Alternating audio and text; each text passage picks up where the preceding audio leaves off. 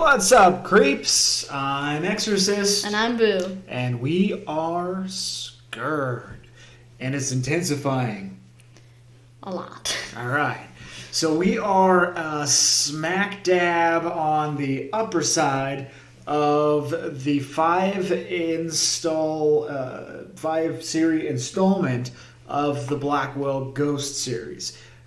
So we've done number 1, number 2. We found out number 3 was not closely related. And here we are. We find ourselves in number 4.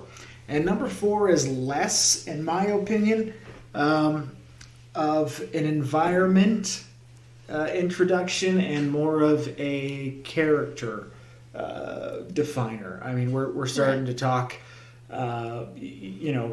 victims' families, and again with serial killer's son, and who else? So the victim's mother, I think he gets some information from the police, I believe, in this one. He starts talking to them more. But we really do learn a lot about a couple of the victims. Yeah, and this is like an unsolved mystery. I mean, the Lightfoot serial killer is known. They knew that he had victims. Some of the bodies had been discovered and some had not. And that is the magic number. So largely there's a lot of questions and not a bunch of answers surrounding this whole thing.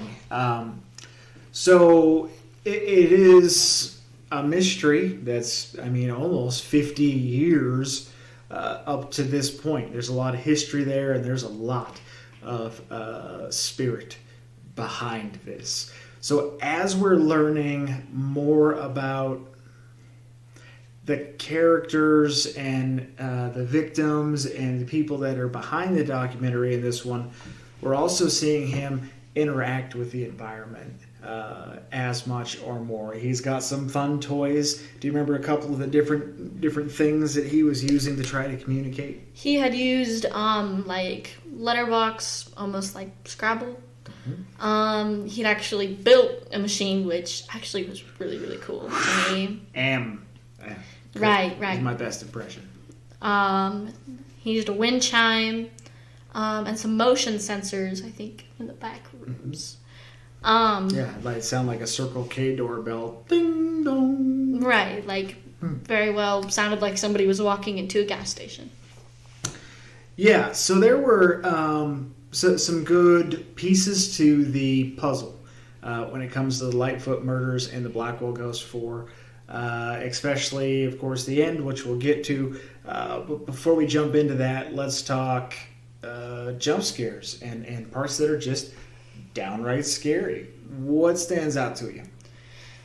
The one part that got me the most, the reason I was checking all my windows before I was going to bed, there had been just a moment of him scanning around the room, because the power had gone out.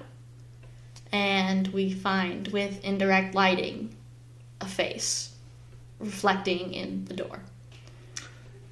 Yeah, and it's creepy. I mean, this is the first time in this location that we're actually able to put some kind of imagery or a face to this whole thing. Typically, we just, we hear a lot. There's a lot of knocking. A lot of knocking. But those knocks are a big staple of what's going on, and they'll actually be pretty critical down the line. But the traditional phone call at 2:47 a.m., there's some power issues and some glitches. There's that damn hallway that nobody likes. Everybody hates it. And I think the hallway is, again, the root of all evil. It's terrible.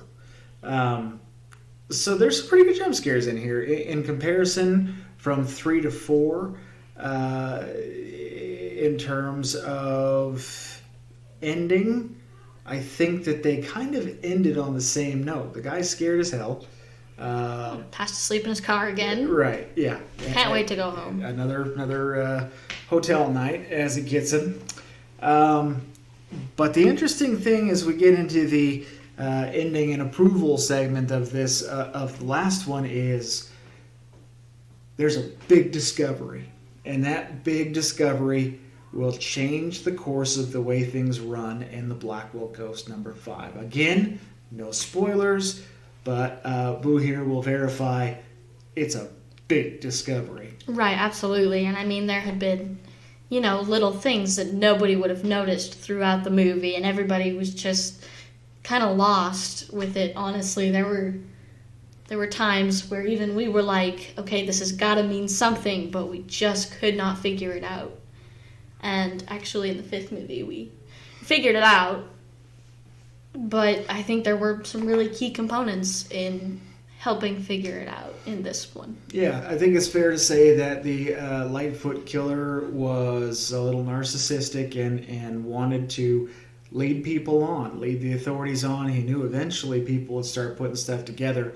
It was just surprising it took this long in this paranormal documentary style film to get there. But that set the stage for Blackwell Ghost number 5, which will be our next big review and the final in this series until number 6 comes out, which is a little bit of a spoiler for number 5, by the way.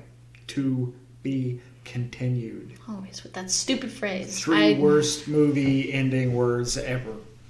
Especially when it's going to be a while before you actually get to continue. It very well could be. These are coming out pretty fast. So I think the first one came out in late 17, early 18. Yeah, there's at least one every year. Yeah, and then there's been 2 in 2020. 4 and 5 both came out in 2020. So I don't know, maybe early 2021 or late 2021. Here's hoping. Overall, give us a rating here. 1 is, I like to smell flowers, and that scares me a little bit more than this movie. Or 10, Scurred. I definitely think it went backward on the scale with this one. I was definitely more Scurred in 3 than I was 4.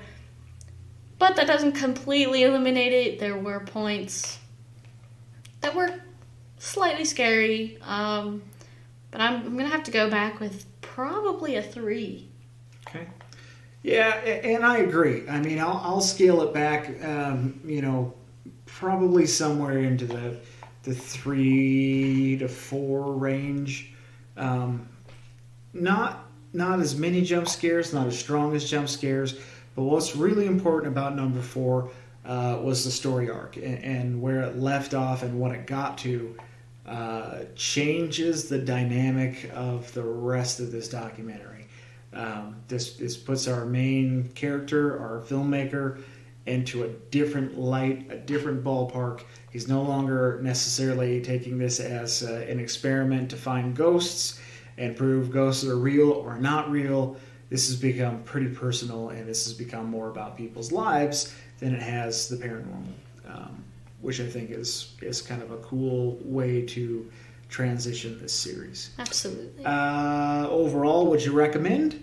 I would definitely recommend it. I think that, when you start with the 3rd one, which out of the series is my favorite personally, you really just want to keep going. And I think that they did a very good job at keeping this going.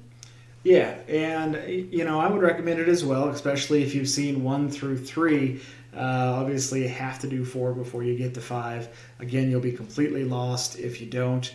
But I would recommend it. I think it's a great installment in the series, and it really did a great job of leading into what became number 5, Blackwell Ghost number 5, which will be our next review.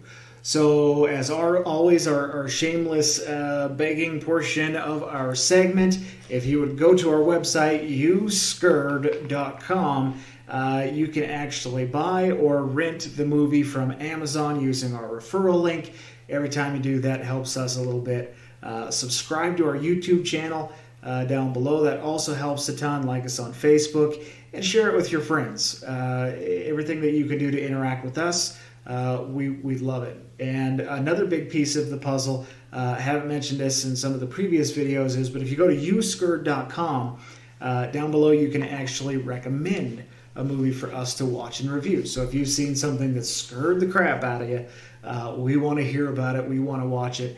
and we'd love to give you a shout out on our channel for recommending such a great movie. So, looking forward to number 5, and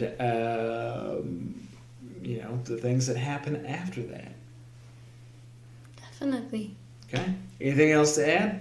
I don't think so. All right. Well, as always, creeps, I'm Exorcist. And I'm Boo. And until next time, Sleep tight.